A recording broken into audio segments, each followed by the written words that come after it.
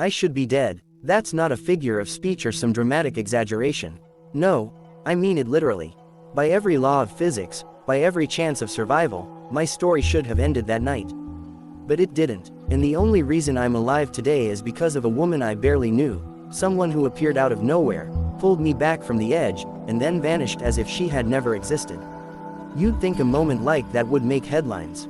A hero saving a stranger's life in the dead of night. But nothing about what happened to me was normal. Nothing about her was normal. And sometimes, late at night, I wonder if she was even real at all. But she was. I know she was. Because I can still feel her hand gripping mine, pulling me back from death. It started on a Tuesday, the kind of ordinary, forgettable day you never expect will split your life in two. I was walking home from work, headphones in, scrolling through messages, not paying attention to anything but the glow of my phone screen. The city was loud around me, honking horns, engines grinding, street vendors shouting, but I had tuned it all out, wrapped in my own little bubble. I was tired, too tired, maybe. I'd been working overtime at a job I hated, arguing with my boss, ignoring calls from my mom. My life wasn't falling apart exactly, but it wasn't moving forward either. Just stuck, stagnant. And then, in one single second, everything changed.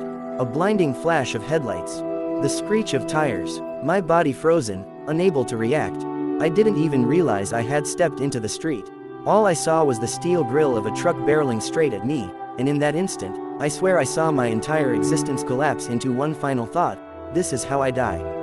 And then, impact, but not from the truck. From her, a sudden force slammed into me, shoving me hard enough to knock the air out of my lungs. My phone flew from my hand. I stumbled backward onto the sidewalk, my palms scraping against the rough pavement.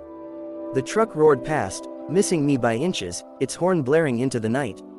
I gasped, heart hammering, ears ringing, staring in disbelief as the taillights disappeared. And then I looked up. And that's when I saw her. She stood a few feet away, breathing hard, her hand still half extended as if she had pushed me out of death's path with sheer willpower. She was unforgettable. Dark hair whipping in the wind, eyes sharper than anything I'd ever seen, like she could see right through me. She wasn't dressed for the night, a black coat too thin for the cold, boots scuffed from use. She looked out of place, like she'd stepped out of another world and landed right here in front of me. I opened my mouth to say something, thank you, maybe, but before I could, she turned and started walking. Wait, I scrambled to my feet. My voice cracked from adrenaline. You just saved my life. She didn't stop, didn't even look back. I stumbled after her, clutching my scraped hands, heart still racing. Hey, hold on, I shouted again, who are you? And finally, she paused. Just long enough to glance over her shoulder. You should be more careful, she said softly. Her voice was calm, almost musical. But there was something in her tone, something heavy, as if those words meant more than they seemed. And then, without another word, she disappeared into the crowd. Now, I know what you're probably thinking. Why didn't you just follow her? Believe me, I tried.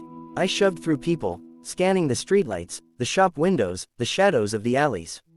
But she was gone, like she had melted into the city itself.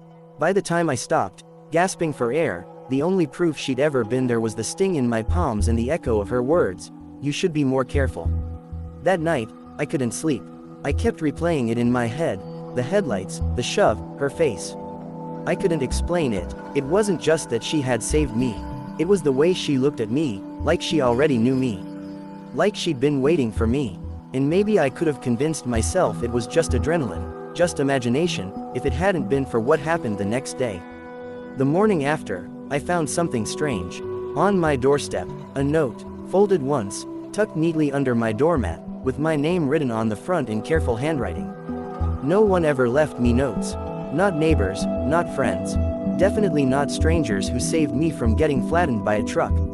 I stood there for a long moment, staring at it, my heart picking up speed again. Finally, with shaking hands, I opened it.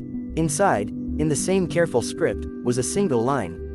That wasn't an accident. I froze. The words burned into my mind. Not an accident. What did that mean? The truck, the near miss, or me? I looked up and down the street, half expecting to see her there, watching me. But the sidewalk was empty. The only sound was a dog barking somewhere down the block. I read the note again. That wasn't an accident. I don't know how long I stood there, just clutching that piece of paper, feeling the weight of it settle into my chest. That was the moment everything changed. That was the moment I realized, this wasn't over. She hadn't just saved my life. She had pulled me into something I didn't understand. I didn't know who she was. I didn't know why she was there. And most terrifying of all, I didn't know what she meant. But I was about to find out. Because saving me was only the beginning. I must have read that note 100 times. Each word felt heavier the more I stared at it. That wasn't an accident. It circled in my mind all morning like a vulture.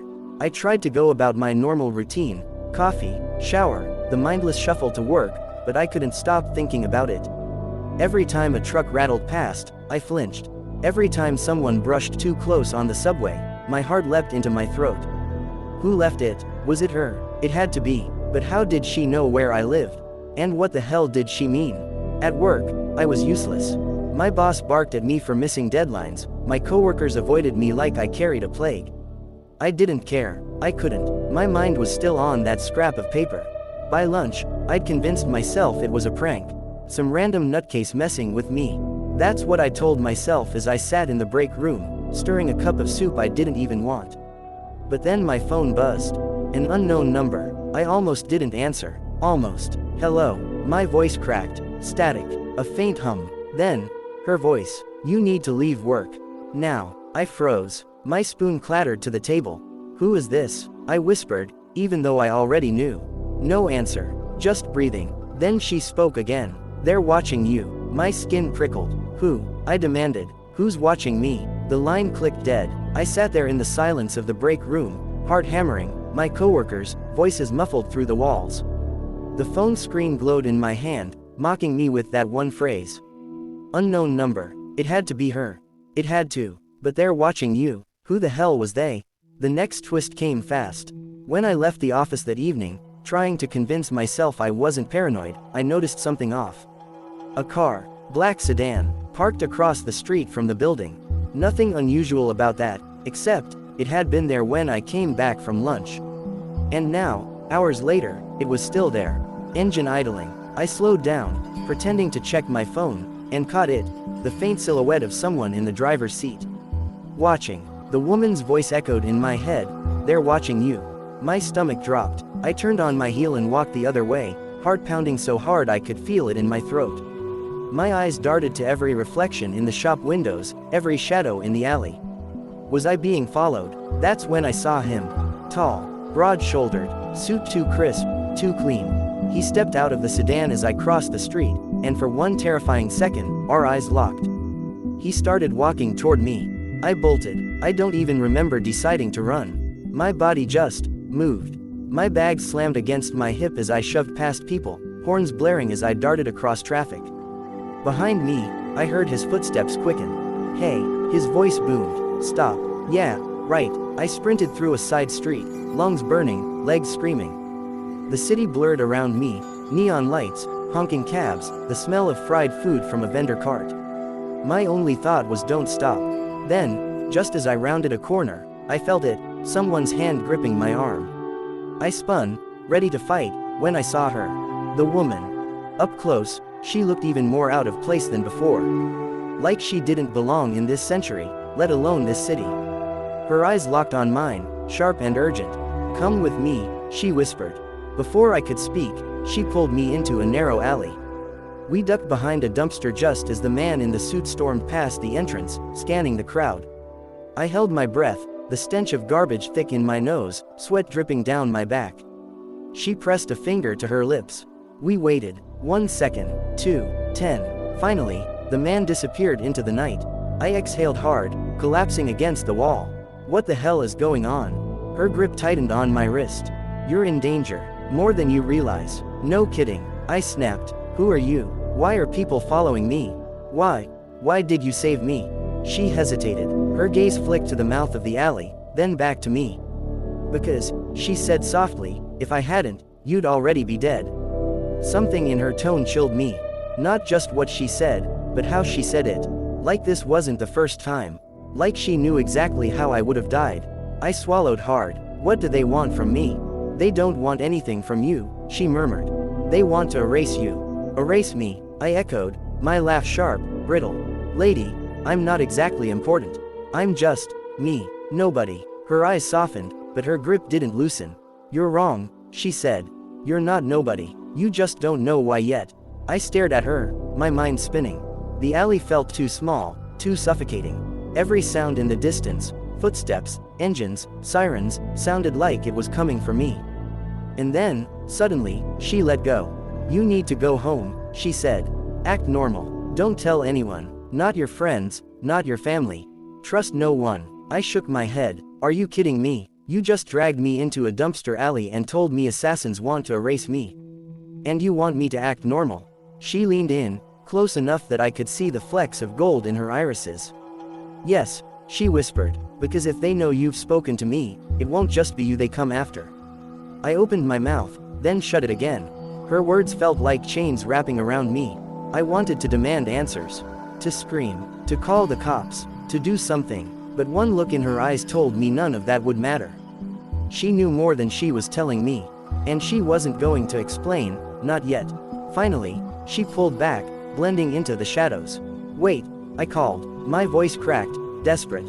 Will I see you again? For the briefest moment, her expression softened.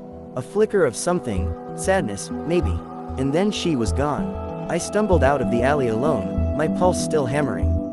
The streets looked the same as always, bright lights, strangers' faces, the smell of exhaust, but everything felt different now.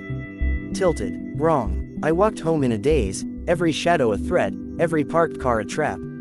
When I finally reached my apartment, I locked the door, drew the blinds, sat on the couch, and stared at the note again. That wasn't an accident. Now I understood. She wasn't talking about the truck. She was talking about me. But here's the part that still makes my stomach turn when I think about it. When I checked my phone again that night, the call log showed nothing.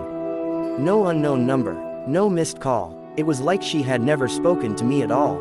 Sleep was impossible. I lay in bed that night staring at the ceiling, my mind buzzing like a hive. Every creak in the walls, every whisper of wind outside the window made me jump. I must have gotten up half a dozen times just to check that the locks were still bolted, the blinds still drawn. And then there was the phone. Sitting on the nightstand, dark and silent, like it knew something I didn't. No record of the call. No trace she'd ever spoken to me. Was I losing it? Had stress finally snapped me in half? But then I'd remember the man in the suit. The black sedan. The note. Her eyes locking onto mine in that alley. No, it was real. Too real. The question wasn't if it happened. The question was why me? The next morning, I tried to cling to normalcy. Coffee. Work clothes. Pretend like I hadn't nearly been erased from existence. Pretend like I hadn't met a woman who seemed to know more about me than I knew about myself. But normal wasn't an option anymore. Because when I stepped outside, I found another note. Not under the doormat this time. On my car windshield. Same careful handwriting. This one read, "Don't take the subway today." My chest tightened. I scanned the street, my pulse spiking. Was she nearby? Was someone watching me right now? I almost ignored it, almost. But something in my gut screamed not to. So instead of heading toward the station like usual, I called in sick and walked aimlessly through the city. I didn't know where I was going, just away. An hour later, as I passed a deli, I heard it. The sound of sirens. Then, flashing on the TV mounted in the shop window, a breaking news alert. Subway derailment, multiple injuries, at least 2 fatalities, the exact train I would have been on. I froze, breath caught in my throat, as the image showed twisted metal, panicked passengers, smoke filling the tunnel.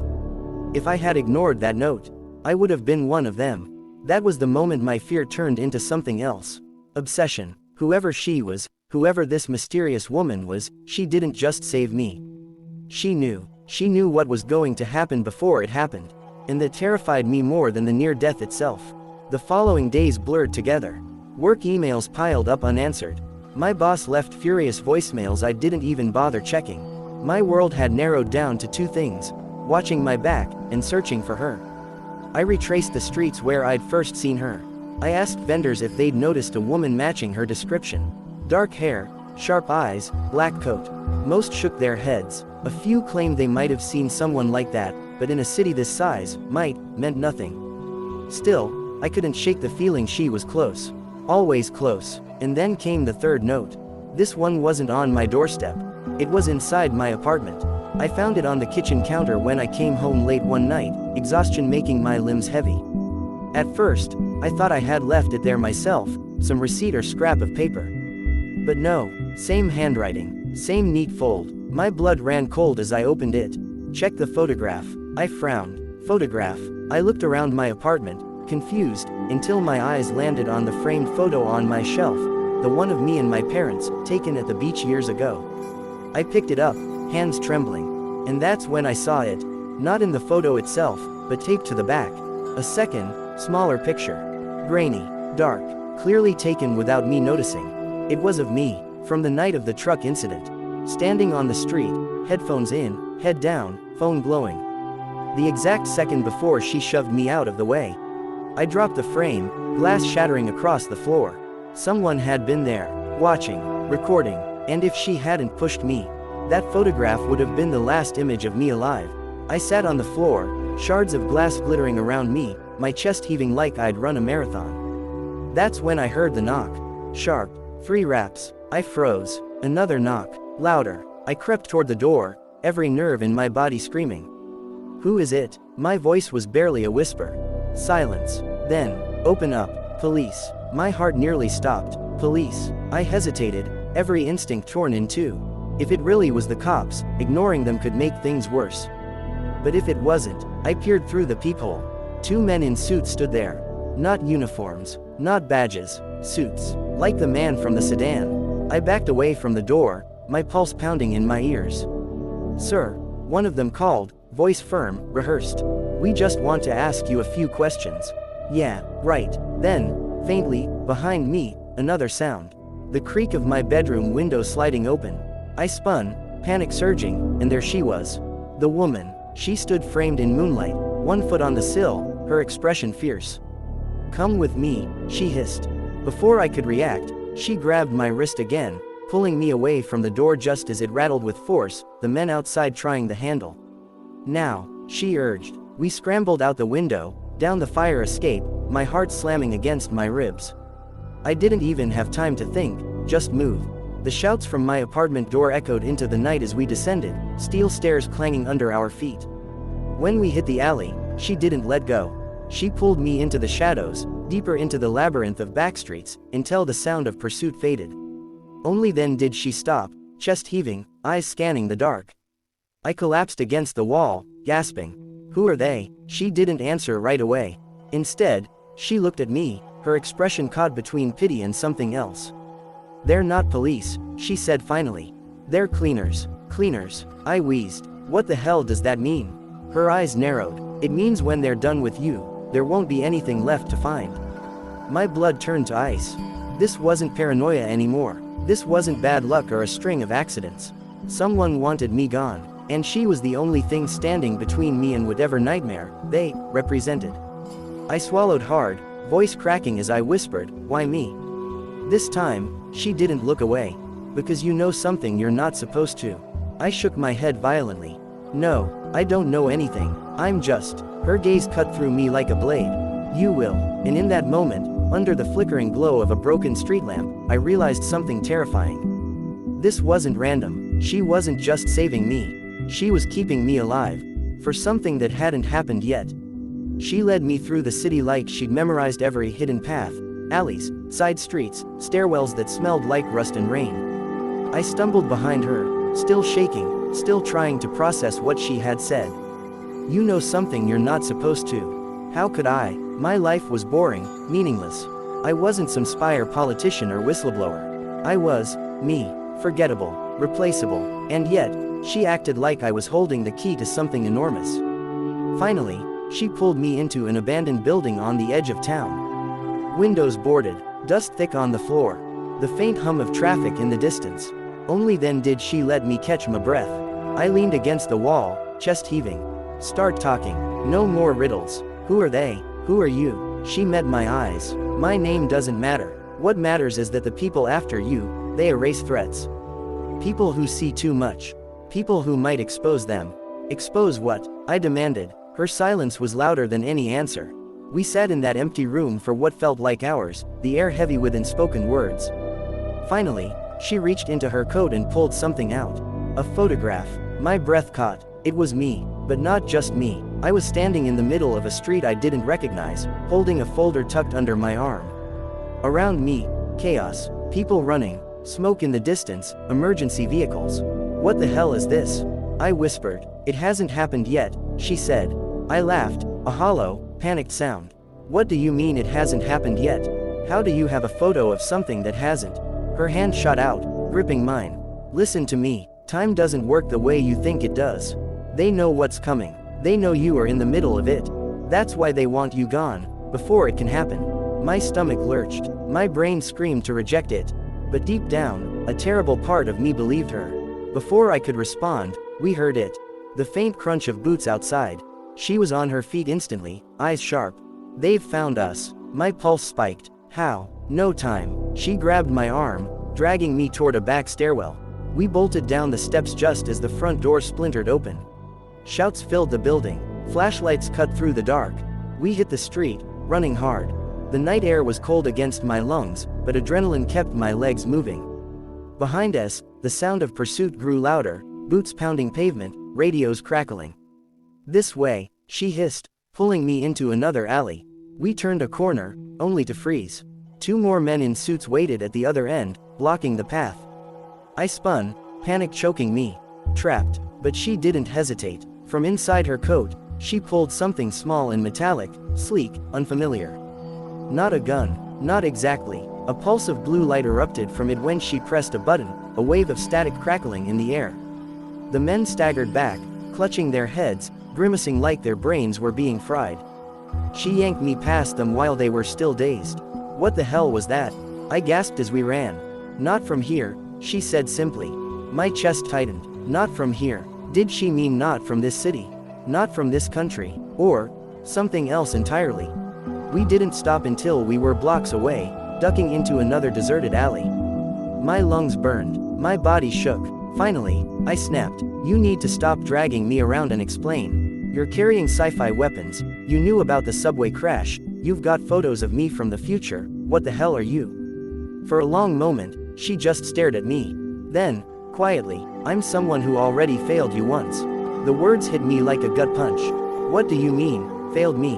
Her eyes darkened. In another timeline, I wasn't there in time. You died. The truck hit you. The subway buried you. The cleaners erased every trace of you. My mouth went dry. And you remember that? I whispered. She nodded. All of it. Every failure. Every death. I've been through this too many times. I staggered back, the world tilting. That's impossible. Her voice broke slightly. I wish it was. The weight of it crashed down on me. She wasn't just some stranger who happened to be there. She had been trying, over and over again, to keep me alive. But why? Why me? My voice cracked. Her gaze softened, almost tender. Because one day soon, you're going to make a choice. A choice that changes everything. And they'll do whatever it takes to stop you from getting there. I shook my head violently. No, I don't want any of this. I don't want choices, or timelines, or cleaners. I just want my life back. Her expression hardened. You don't get that. None of us do. Before I could argue, she pulled something else from her coat. A folder. Thick, weathered. She handed it to me. Inside were documents, photographs, maps, strange diagrams that looked like blueprints. Some had my name scrawled across them. And then, at the very bottom, a sheet that made my blood run cold. It was a surveillance report. On me, every movement I'd made for weeks. My office hours, my grocery trips, even the nights I stayed up late watching TV alone. They had been watching me long before the truck.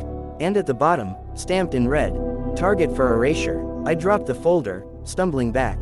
No, this isn't real. It's real, she said firmly. And it's why you can't go back to your old life. Not ever. My knees threatened to give out. I wanted to scream, to run, to wake up from this nightmare. Instead, I whispered the only thing I could. Why are you helping me? For the first time, she hesitated. Her eyes softened, a shadow of sorrow flickering there. Because, she said quietly, you once saved me.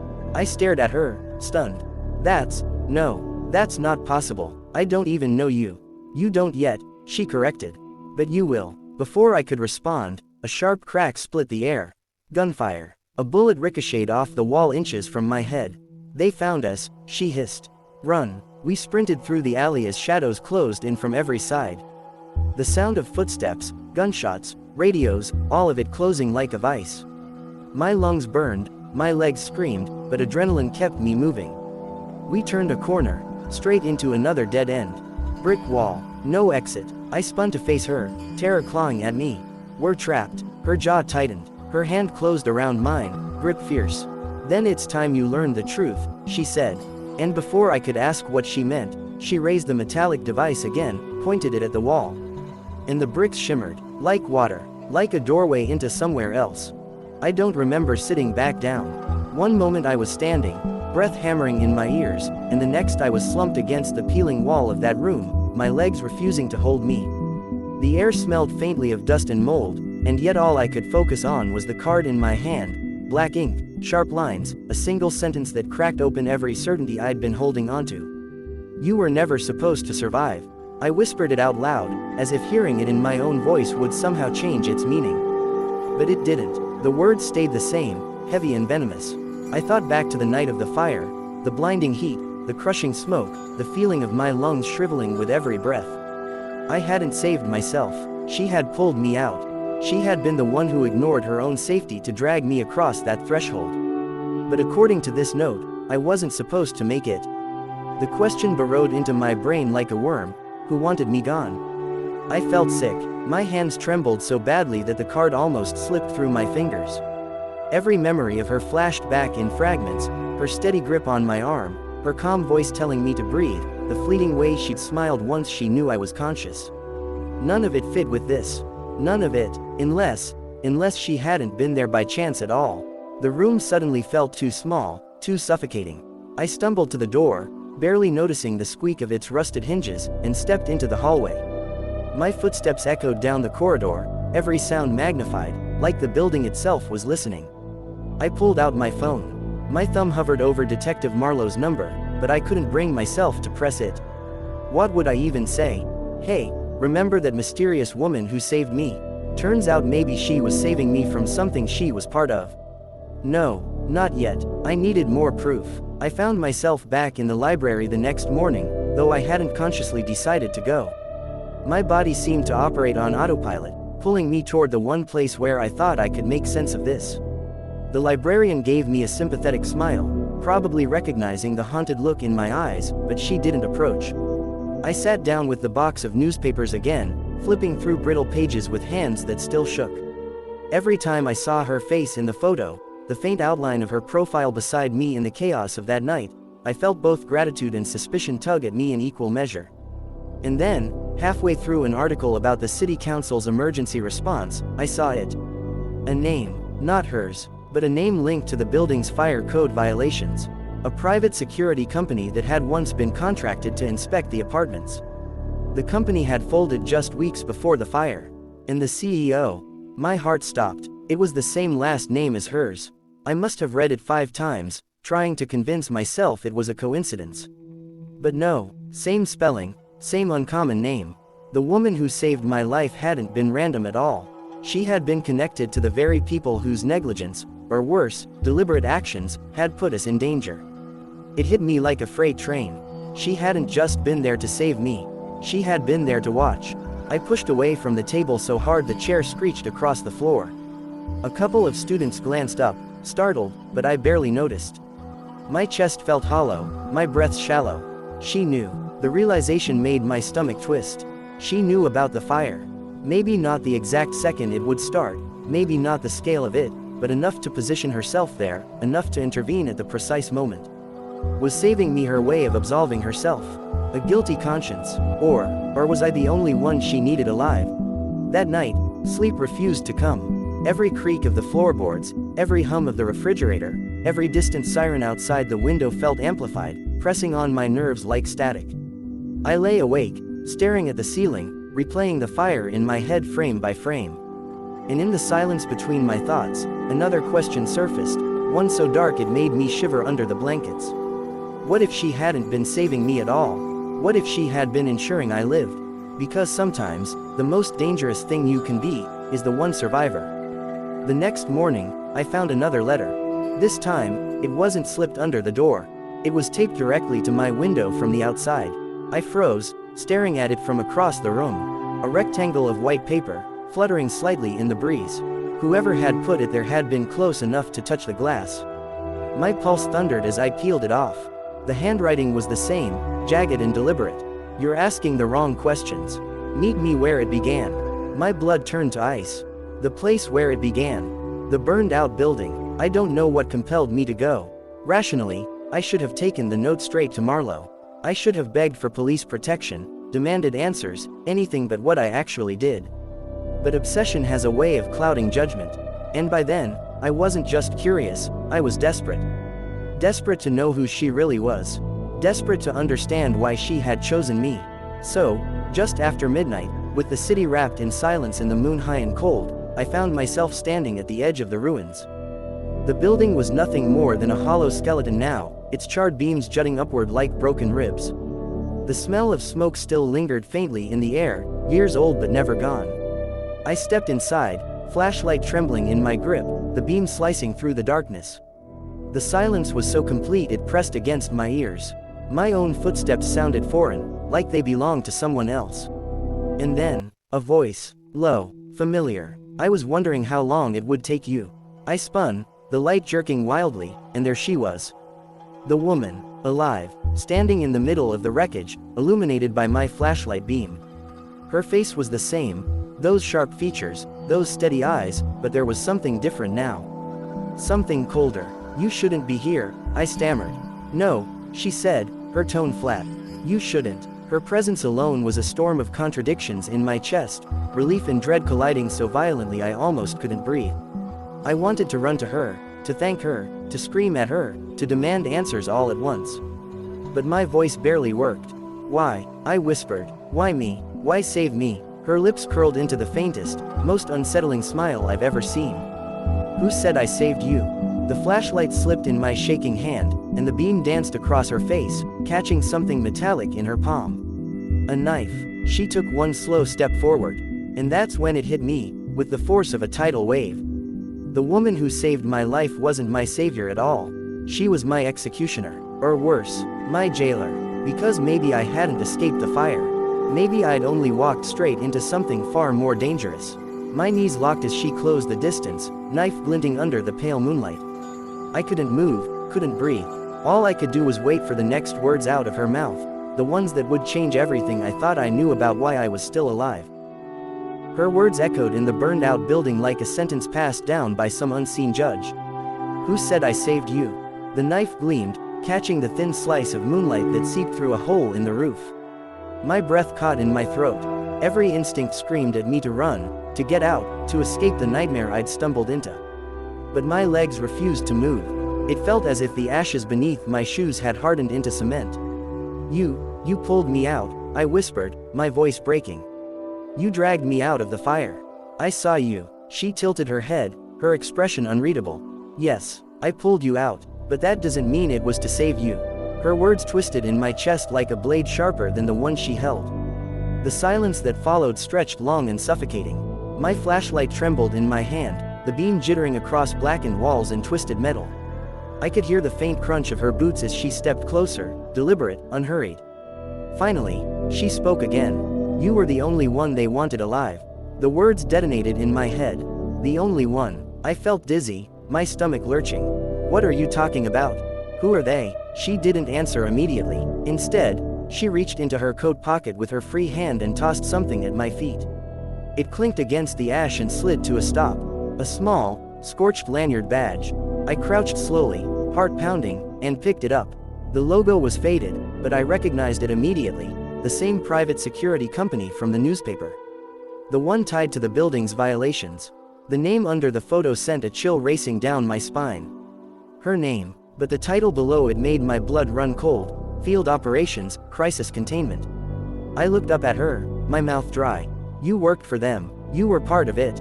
She gave a small nod, as if admitting something trivial. "They set the fire." The words landed like a punch to the ribs. I staggered back a step. No, that's not." They needed someone to survive. Someone to play the victim. Someone to draw attention to the tragedy without pointing too close at them. That someone was you. The world tilted. My skin prickled with cold sweat. So you, my voice cracked. You chose me, not me, she said, her tone flat. Them. I was just the hand that carried out the order.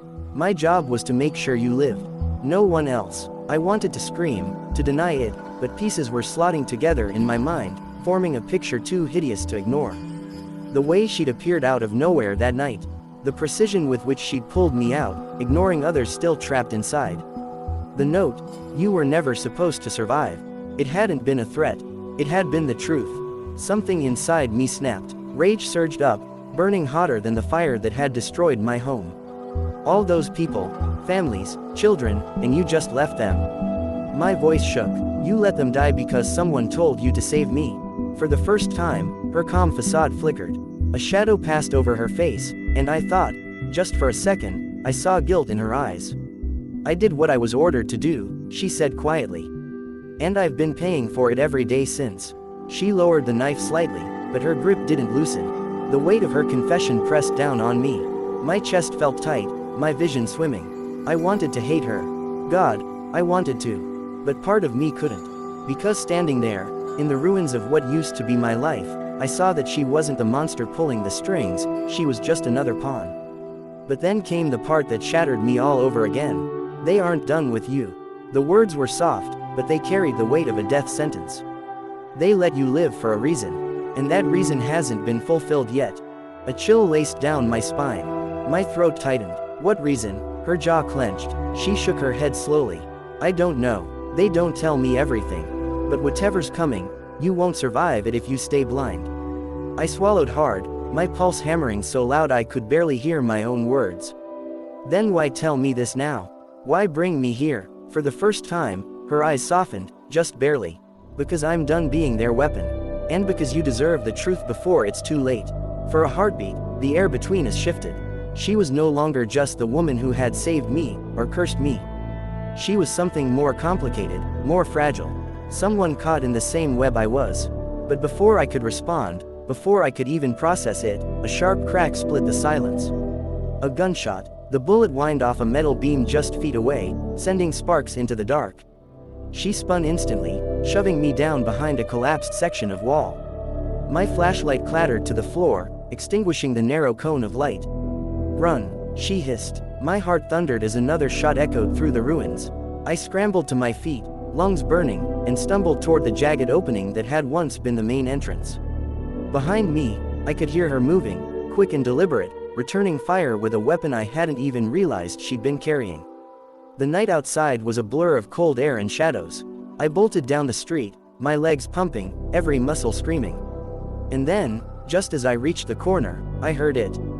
Her scream, cut off, sudden, terrifying. I froze, my chest heaving, the world narrowing to that single sound.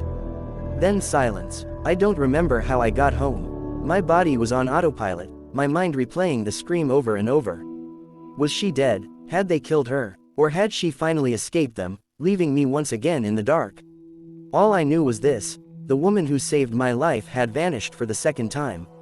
And this time, she might never come back. The days that followed blurred together.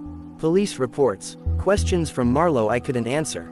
Long, sleepless nights staring at my ceiling, wondering when they would make their move. I kept expecting another note, another shadow at my window, another impossible twist. But nothing came, only silence. And yet, I can't shake the feeling that she's still out there. Watching, waiting, deciding if I'm strong enough to survive what's coming. Sometimes, late at night, I hear her voice in my head. You were never supposed to survive. But I did, and maybe that's the point. Because if they wanted me alive, then I'm not done yet. And neither is she. That's the truth as I know it. The woman who saved my life disappeared without a trace, twice. She may be gone forever, or she may be closer than I realize. All I can do is wait. But one thing's certain: the night of the fire wasn't the end. It was only the beginning.